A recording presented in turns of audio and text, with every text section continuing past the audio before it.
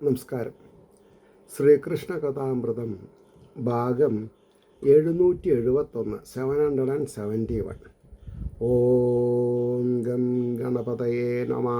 ഓം some സരസ്വതേ സ്വാഹ. ഓം ശ്രീ ഗുരുഭ്യോ നമഃ. ഓം ശ്രീ രംഗനാഥ ശർമ്മണേ നമഃ. നാരായണ നാരായണ നാരായണ നാരായണ നാരായണ നാരായണ നാരായണ നാരായണ നാരായണ നാരായണ നാരായണ. ഓം ശ്രീകൃഷ്ണാർപ്പണമസ്തു. ഓം ശ്രീകൃഷ്ണായ പരമാത്മനേ നമഃ. ഓം ശ്രീകൃഷ്ണായ പരബ്രഹ്മണേ നമഃ. ഹരേ രാമ രാമ രാമ ഹരേ ഹരേ, ഹരേ കൃഷ്ണ കൃഷ്ണ കൃഷ്ണ ഹരേ ഹരേ. ഓം ശ്രീ രുക്മിണി സത്യഭാമാ സമേത ശ്രീ ഗോപാലകൃഷ്ണസ്വാമിനേ നമഃ. ശ്രീകൃഷ്ണ കഥാമൃതം ഭാഗം 771. ഭഗവാന്റെ ഉപാസനാകാന്ഡം എന്നുള്ള ഭാഗത്തിൽ 38-ാം സർഗം വിഭൂതി വർണ്ണനം. വിഭൂതികളെ, ഭഗവാന്റെ കഴിവുകളെ ഭഗവാന്റെ പ്രസക്തി എന്താണ് എന്ന് പറയാണ്. ഭഗവൻ വിശ്വസൃഷ്ട്യാദി സർവകാരണമാം ഭവാൻ. അങ്ങ് ആരാണെന്നാണ് പറഞ്ഞത്. ഭഗവൻ വിശ്വസൃഷ്ട്യാദി, സൃഷ്ടി ഉണ്ടെങ്കിൽ പരിപാലനം വേണം, പരിപാലനം ഉണ്ടായാൽ ലയനം വേണം. അപ്പോൾ 3 കാര്യം ചെയ്യണം: സൃഷ്ടിക്കുക, പരിപാലിക്കുക, ലയിപ്പിക്കുക. അപ്പോൾ വിശ്വസൃഷ്ട്യാദി സർവകാരണമാം ഭവാൻ മറവില്ലാതെ എങ്ങെങ്ങും നിറവാർന്നുല്ലസിക്കയാം. മറവില്ലാതെ എന്ന് പറഞ്ഞ എന്താ അർത്ഥം? There is no hiding point. Hide ചെയ്യണില്ല, പക്ഷെ നമുക്ക് മനസ്സിലാവണില്ല. എല്ലാവരിലും വിശേഷേണ കൂടസ്ഥനായി സർവജീവ ഗുഹാശയനായിട്ട് വർത്തിക്കുന്നുണ്ട്. അതുകൊണ്ടാണ് മറവില്ലാതെ എങ്ങെങ്ങും അനുഭവം സമ്പൂർണ്ണമാണ്.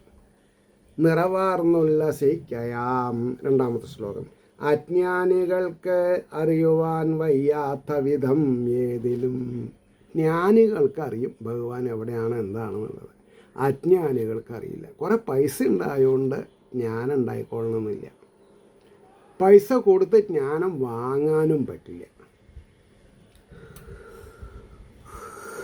അജ്ഞാനികൾക്കറിയുവാൻ വയ്യാത്ത വിധം ഏതിലും വിളങ്ങും നിൻ മഹിമയോർത്ത് ഉപാസിപ്പൂ മനസ്സുകൾ. ജ്ഞാനികൾ ഉപാസിക്കുന്നുണ്ട്, മനസ്സുള്ളവരെ നടത്തും. ഭക്തിക്ക് വേണ്ടി ഏതേതിലേതേതു വിധം അങ്ങയെ അറിവുള്ളോരുപാസിപ്പത് അരുളി ചെയ്യണം പ്രഭോ. ഉദ്ധവര് ഭഗവാനോട് പ്രാർത്ഥിക്കുകയാണ്. എന്ത്? ഭക്തിക്കു വേണ്ടി ഏതേതിലേതേതു വിധം അങ്ങയെ അറിവുള്ളോരുപാസിപ്പത് അരുളി ചെയ്യണം പ്രഭോ.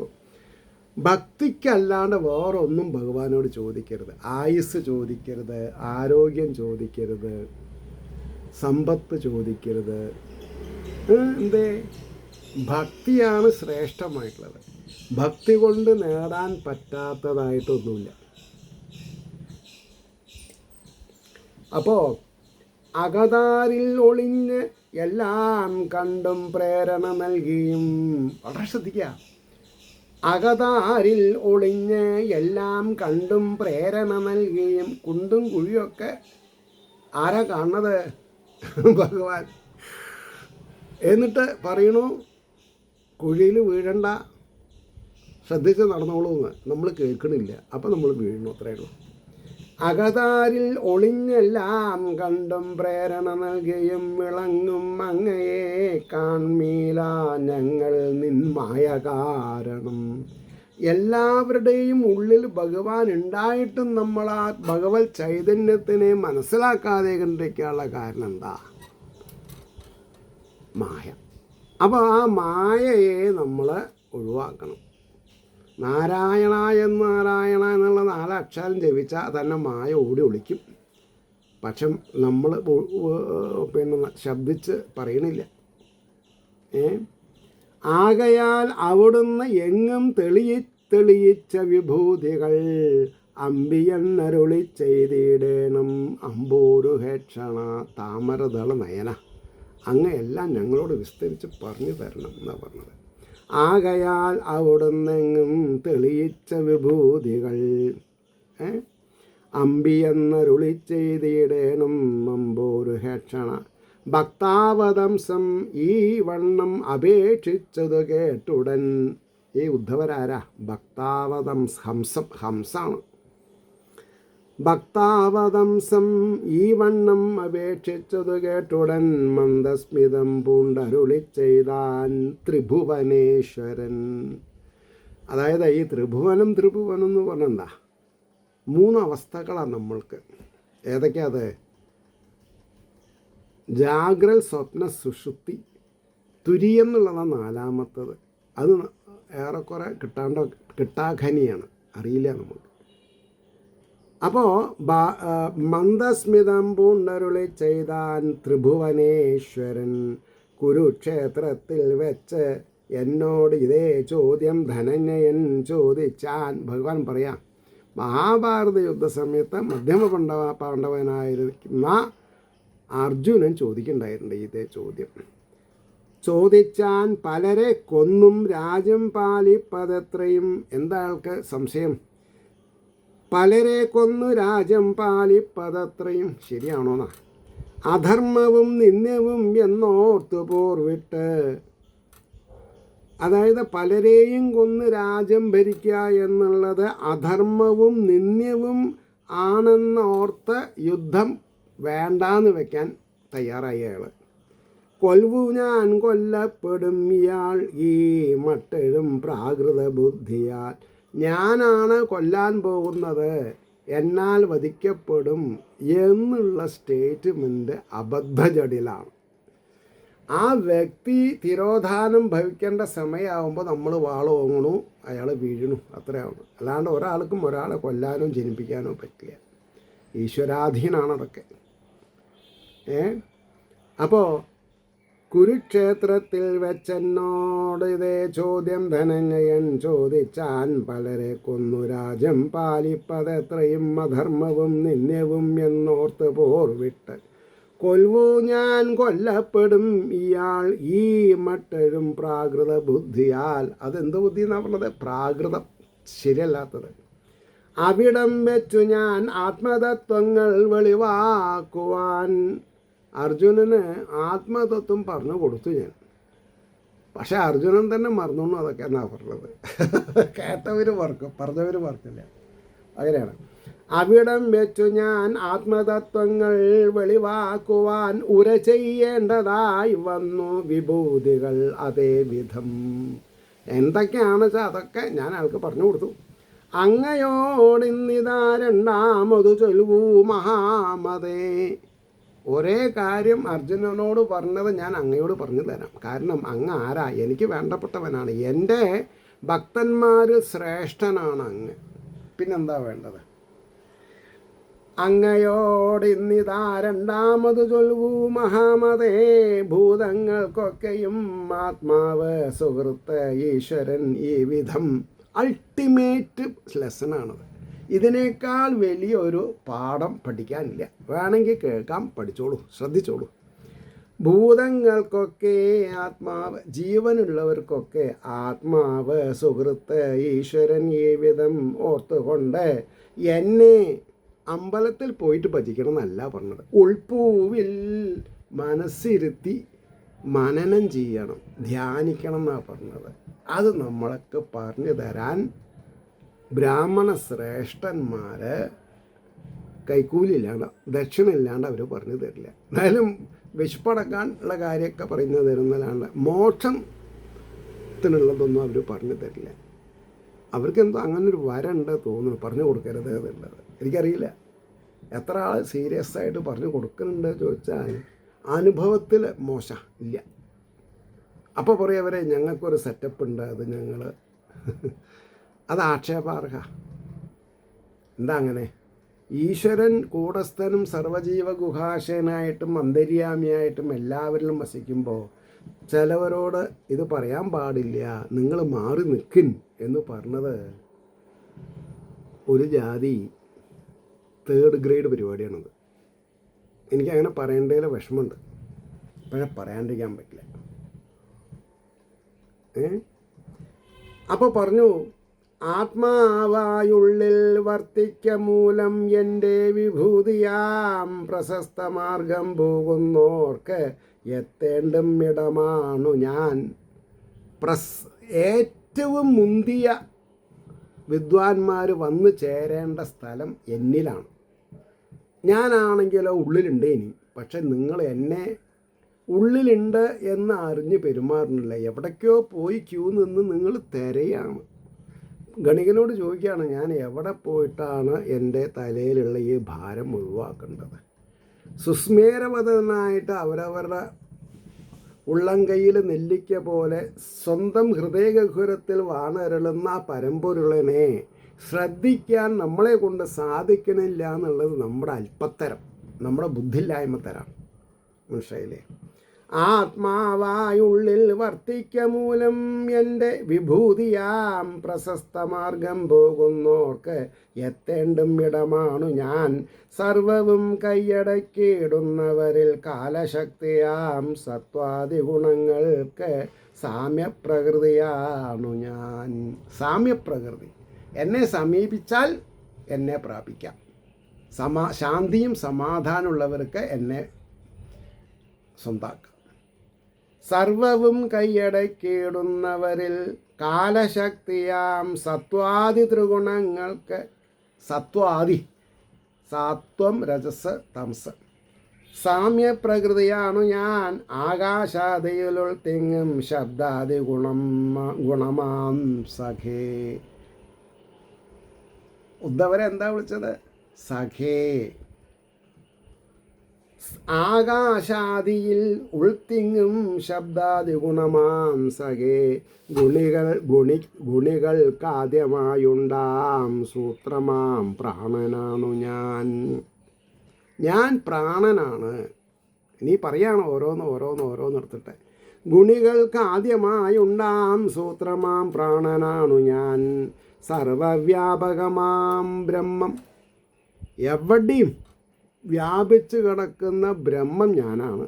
മഹത്തായ അവയിങ്കൽ ഞാൻ സൂക്ഷ്മങ്ങളാം ബുദ്ധി മുമ്പായി അവയിൽ ജീവനാണു ഞാൻ. ജീവൻ ഭഗവാനാണ്. അവ എനിക്ക് ഭഗവാനെ അറിയില്ല എന്ന് പറയാൻ പാടോ? ജീവനില്ലേ? ജീവനുണ്ടെന്ന് അറിയാലോ. 3 നേരം ഞഞ്ഞം കഴിക്കണില്ലേ? കിടന്നുറങ്ങണില്ലേ?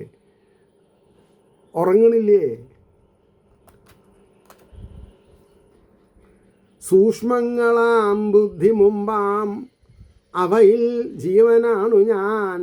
ആർക്കും ജയിക്കവയ്യാതുള്ള അവയിങ്കൽ മനസ്സു ഞാൻ. മനസ്സിനെ ജയിക്കാൻ ബുദ്ധിമുട്ടാണ്. ജയിച്ചാലോ അവൻ ഈ ലോകങ്ങളെ കീഴടക്കി. ആർക്കും ജയിക്കവയ്യാതുള്ളവയിങ്കൽ മനസ്സു ഞാൻ. മന്ത്രവർഗത്തിൽ ഓങ്കാരം വേദവിജ്ഞരിൽ നാൻ മുഖൻ. വേദം അറിയുന്നവരിൽ ബ്രഹ്മാവ് ഞാനാണ്. മന്ത്രവർഗത്തിൽ ഓങ്കാരം ഞാനാണ് പറഞ്ഞു. ഗായത്രിയാം ഞാൻ ഛന്ദസ്സിൽ അക്ഷരത്തിൽ അകാരവും. അകാരില്ലാണ്ട് ഒരു വാക്കുമില്ല.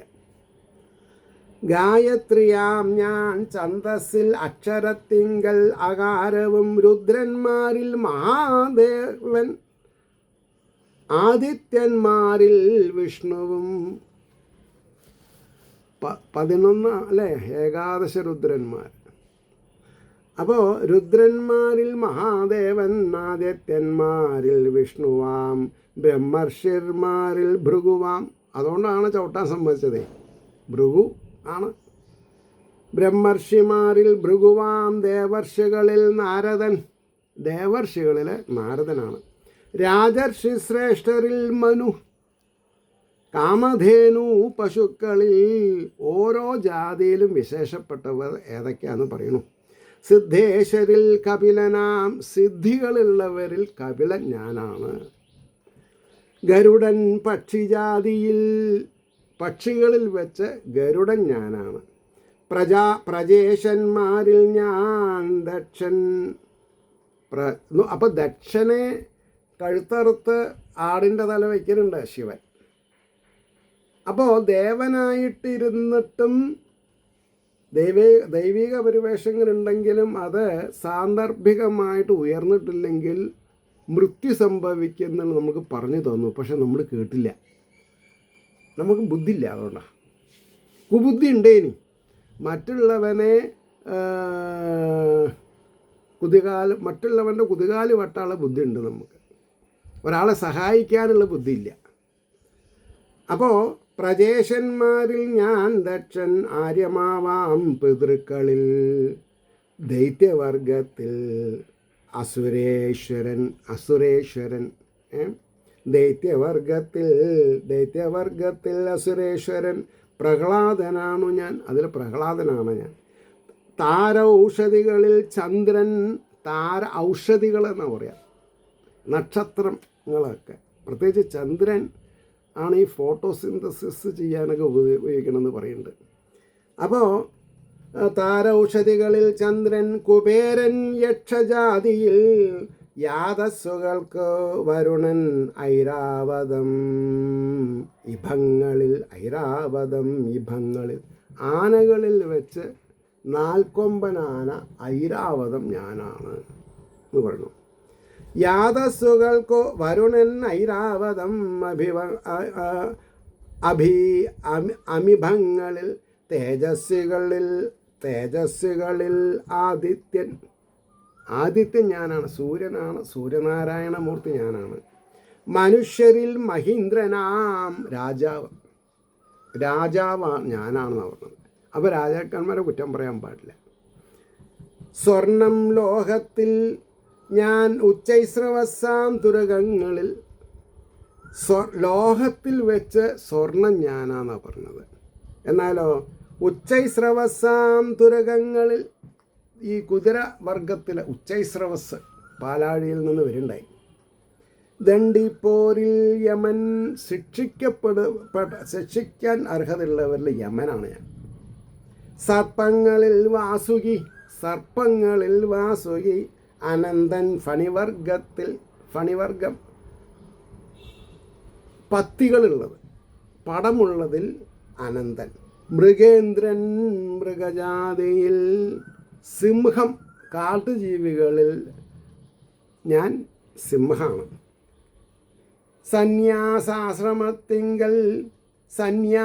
ആശ്രമത്തിങ്കൽ അങ്ങനെയാണ്.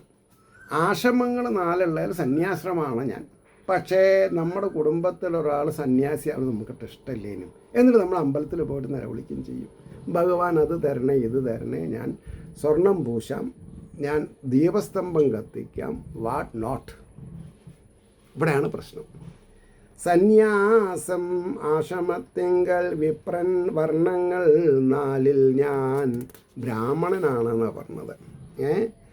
ഒഴുകും നദിയിൽ ഗംഗ, ഒഴുകിക്കൊണ്ടിരിക്കുന്ന നദിയിൽ ഞാൻ ഗംഗയാണ്.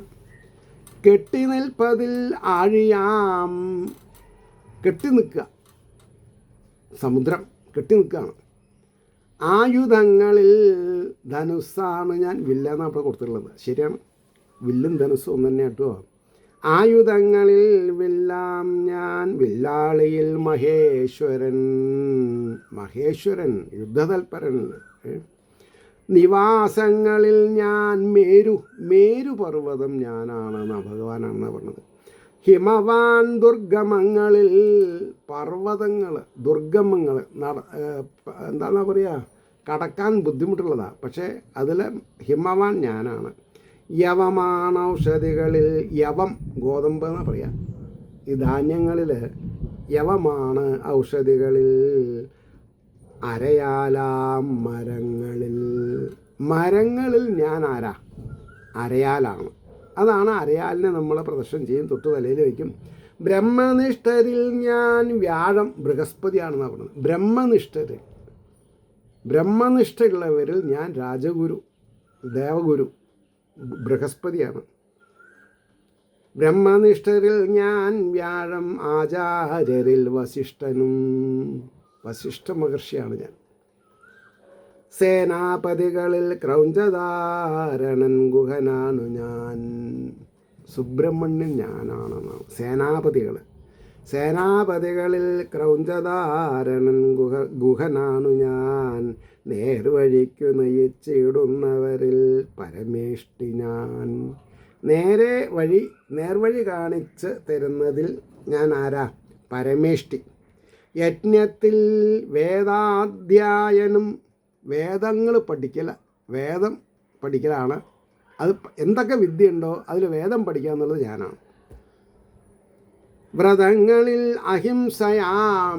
ഇന്നത്തെ കാലത്ത് സനാതന ധർമ്മിഷ്ഠികൾ മനസ്സിലാക്കേണ്ട ഒരു കാര്യമാണ്. വ്രതങ്ങളിൽ അഹിംസ പരമോ ധർമ്മ. ഹിംസിക്കരുത്, ഒരാളെയും ഹിംസിക്കരുത്. പിന്നെ എങ്ങനെയാണ്?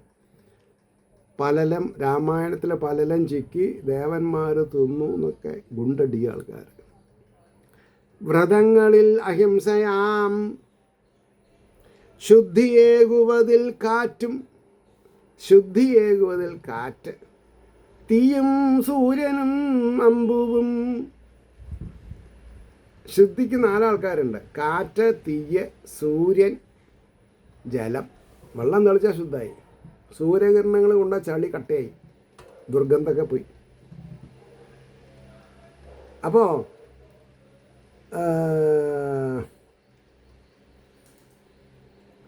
അപ്പോൾ ശുദ്ധിയേകുവതിൽ കാറ്റും തീയും സൂര്യനും അമ്പുവും. വിശിഷ്ടരാം മഹാത്മാക്കൾ അരുളും ശുഭവാക്കുമാം. ശുഭവാക്കുകൾ പറയുന്നത്, ശുഭവാക്കുകൾ ഞാനാ.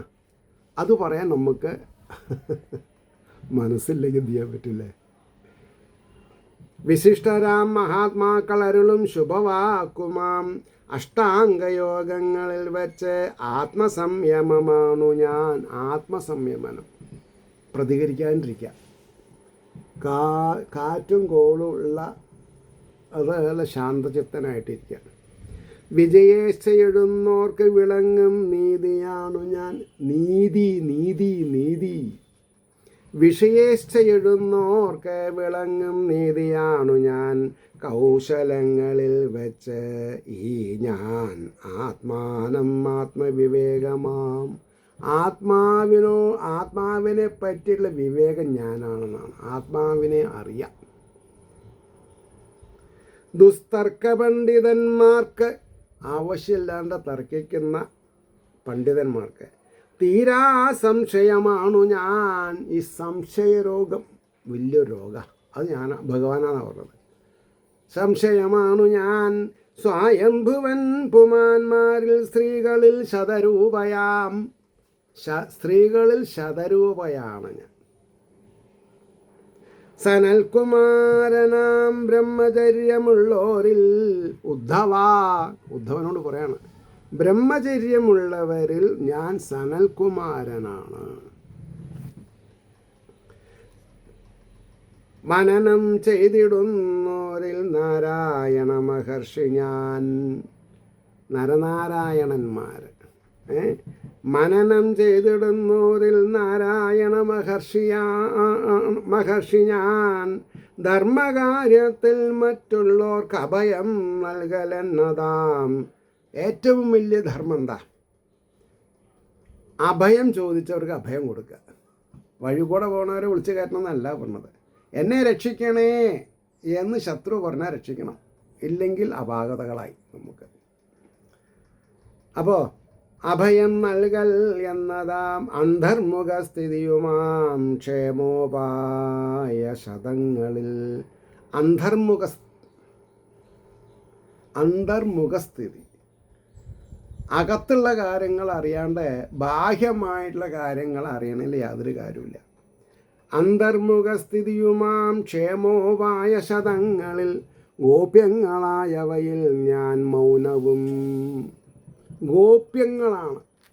ഈ മൗനത്തിൻ്റെ ഗരിമ എത്രയുണ്ട് എന്നുള്ളത് നമുക്ക് പറയാൻ പറ്റില്ല. ഗോപ്യങ്ങളായവയിൽ ഞാൻ മൗനവും പ്രിയവാക്കുമാം. പ്രിയം പറയണത് ഭഗവാനാണ്. ഇവ രണ്ടും അഭിപ്രായം മൂടുവാൻ മാർഗമാകയാൽ. ഇവ രണ്ടും അഭിപ്രായം മൂടാൻ മാർഗമാകാൻ കാരണം നിമിഷം പോക്കിടാതോർക്ക് സമയം കളയുന്നവർക്ക് നീളും വത്സരമാണു ഞാൻ. നിമിഷം പോക്കിടാത്തവർക്ക് എന്ന് പറഞ്ഞാൽ എന്താർത്ഥം? അതായത് സമയം വൃഥ ചിലവഴിക്കില്ല, കാര്യമായിട്ട് അവർക്ക് മത്സരം പോണതറിയില്ല. സമയം പോവാത്തവർക്കോ വലിയ ബുദ്ധിമുട്ടാണ്. ഇനി മാസത്തിൽ മാർഗശീർഷം ഞാൻ, ഋതുക്കളിൽ വസന്തമാം. ഈ ഈരാറ് ആ മാസത്തിൽ മാർഗശീർഷം 12 മാസങ്ങളിൽ ഋതുക്കളിൽ വസന്തമാം, വസന്ത ഋതു എല്ലാവർക്കും ഇഷ്ടമാണ്. നക്ഷത്രങ്ങളിൽ ഓണത്തിൽ മുട്ടിയിടും അഭിജിത്തു ഞാൻ. അത് ഭയങ്കര രസമാണ്. നക്ഷത്രങ്ങളിൽ ഓണത്തിൽ മുട്ടിയിടും അഭിജിത്ത് എന്ന് പറഞ്ഞാൽ അവിട്ടം കഴിഞ്ഞാൽ തിരുവോണയില്ലേ, അവിട്ടത്തിൻ്റെ അവസാന ഭാഗവും തിരുവോണത്തിൻ്റെ ആദ്യ 10 നാഴികയും കൂടിയിട്ടുള്ള അതിനാണ് അഭിജിത്ത് മുഹൂർത്തം എന്ന് പറയുന്നത്. യുഗങ്ങളിൽ കൃതയുഗം ഉൽപാദകരിൽ നാൻമുഖൻ.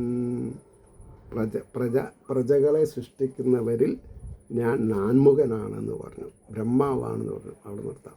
ഏവർക്കും ശ്രീഹരിയുടെ അനുഗ്രഹാശസ്സുകൾ നിർലോഭം ഉണ്ടാവട്ടെ എന്ന് പ്രാർത്ഥിക്കുന്നതിനോടൊപ്പം ലോകാസമസ്ത സുഖിനോ ഭവന്തു ആയിരിക്കട്ടെ നമ്മുടെ പ്രാർത്ഥന എന്ന് സ്മരിച്ചുകൊണ്ട് വാക്കുകൾ ഉപസംഹരിക്കുന്നു. നമസ്കാരം. നാളെ കാണാം.